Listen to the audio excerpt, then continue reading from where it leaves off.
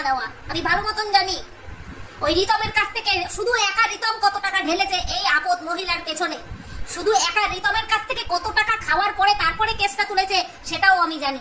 আমি ওর মধ্যে ছিলাম না, খবর চারিদিকে ঘুরছে উইথ অডিও। ভিডিওটা আমি করতাম না তো একজন বিশাল অভিজ্ঞ ব্যক্তি, অভিজ্ঞ লুজার, একটা ডাইনি বলছে যে নাকি ওই পাঁঠার কাছ থেকে আমরা নাকি অনেক টাকা, মানে আমাদের দিদিভাই নাকি অনেক টাকা খেয়েছে। যদি প্রমাণ না করতে পারিস, তোকে বললাম সুটকি, তুই যদি প্রমাণ না করতে পারিস, এই যদি প্রমাণ করতে পারিস তাহলে ভাব কি হবে। আর যদি প্রমাণ না করতে পারিস তুই বল, ওয়াইটিতে এসে কান ধরে নাক ধরে নাচ চাকচর দিয়ে গুয়ে মুখ ঠেকিয়ে বলবি যে হ্যাঁ আমি ভুল করেছি। বুঝলি?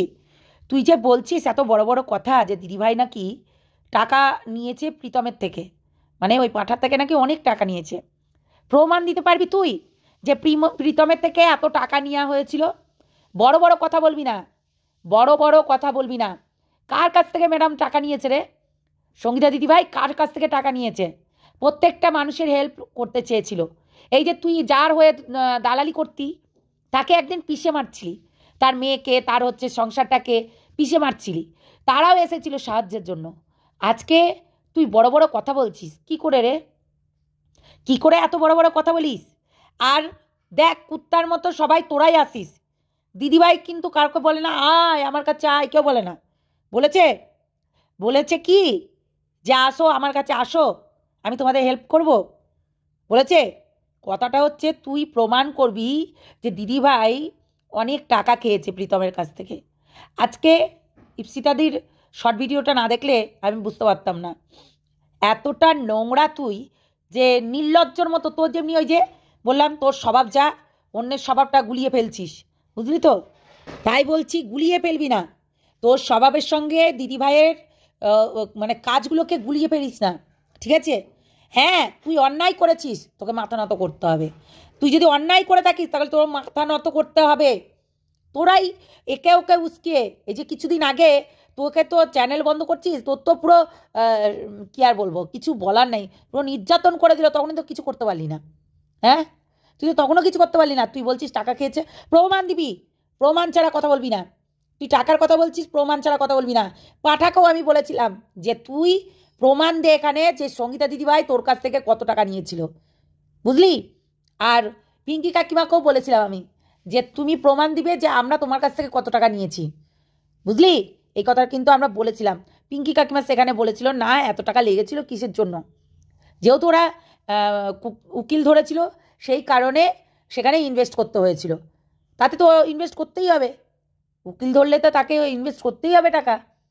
ভাই একটা কথা হচ্ছে যে তুই এই যে বড় বড় কথাগুলো বলছিস প্রমাণ দিবি।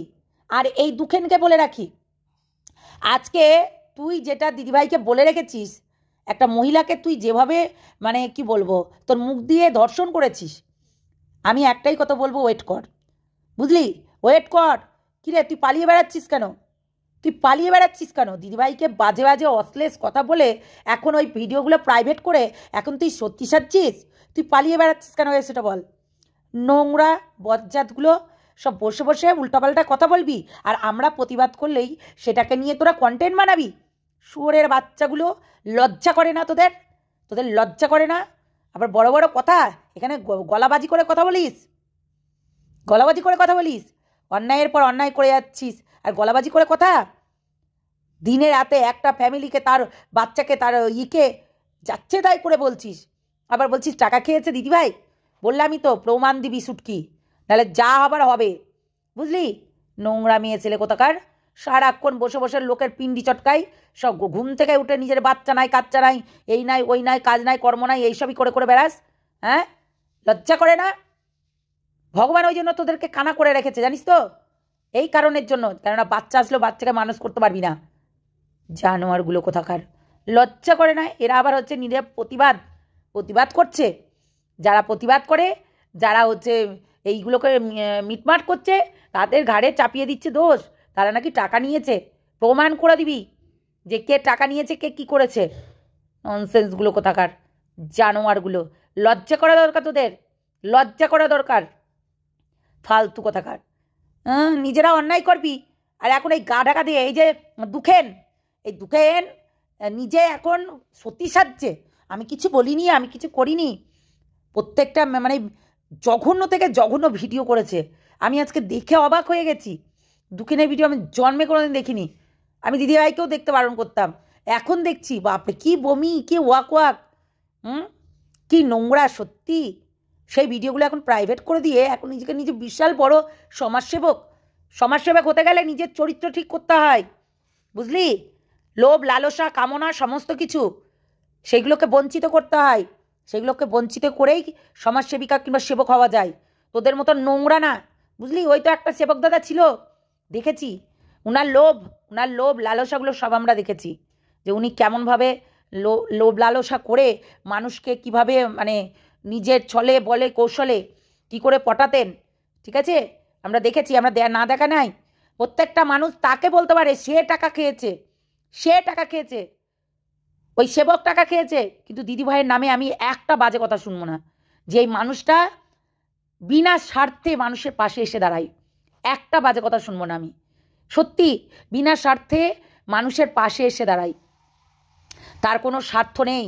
এই যে দুখেনকে, একটা গরিব, যার চাল আছে চুলো নেই, যার টিন আছে চাল নেই, হ্যাঁ, কল আছে জল নেই, তাদেরকে আশ্রয় দিয়েছিল। সে আবার কি করছিল? ডুপ্লিসিটি করছিল। কেমন করে না, তো ব্ল্যাকমেল করছিল দিদিভাইকে।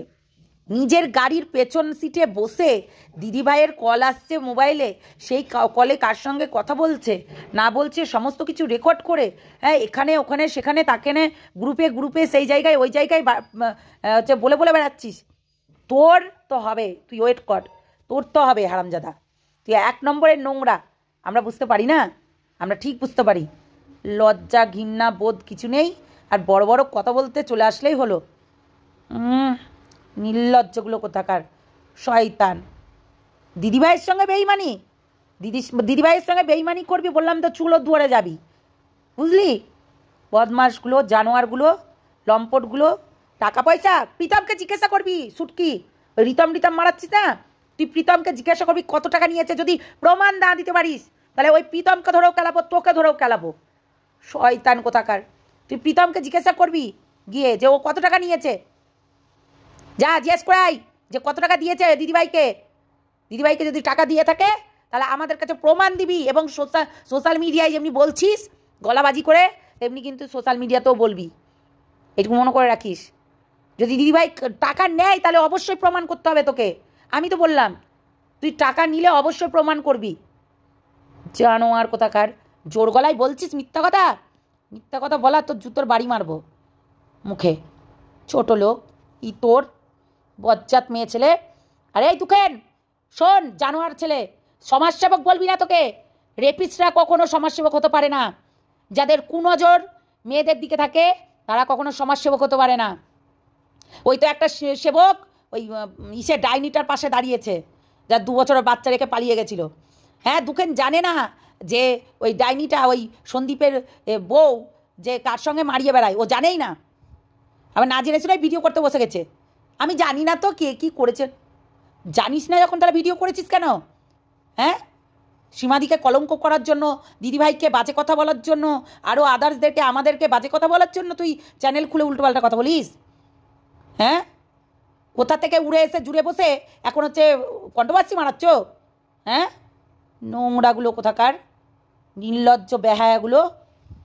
লজ্জা নেই, ঘৃণা নেই, বোধ নেই, ফালতু যা সব। বললাম তো সুটকি, তুই প্রমাণ করবি। যদি না করতে পেরেছিস তো চুলের মুঠি ধরে নিয়ে এসে ঠুকবো। ফালতু মেয়ে ছেলে, ডাইনি কোথাকার, 8 কুড়ি।